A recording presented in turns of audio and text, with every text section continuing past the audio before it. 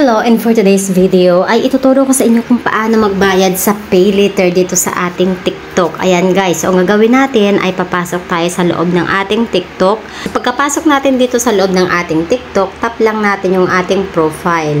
Pagkatap mo ng profile, tap natin yung ating shop or yung basket guys. Ayan, so dito sa may ibabaw, naka-display dito yung pay later. Ayan po sa ibabaw, makikita nyo, ini-slide ko no. So dito from orders, coupon, messages, bonus, creator, sell, pay later, address. Ayan po, dito nakahilera no. Ayan, tap natin yung ating pay later. And then, just make it sure guys na merong laman yung ating GCash dahil kukuha tayo ng payment from GCash po.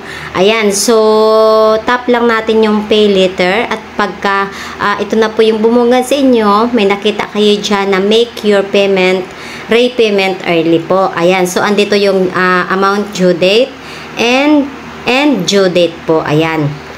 So tap lang natin yung itong repay. And then, pagkatapos, ayan, tap lang natin tong continue.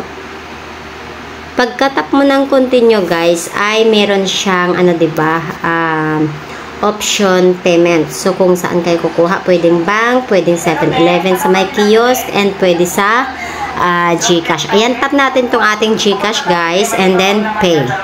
Ayan, so, again guys, ayan, tips ko lang sa inyo, no, make it sure na merong laman or enough balance yung ating GCash.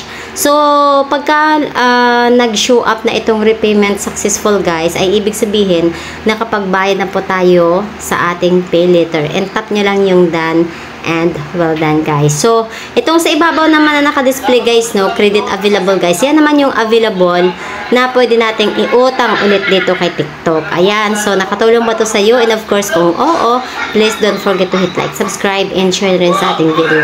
Bye!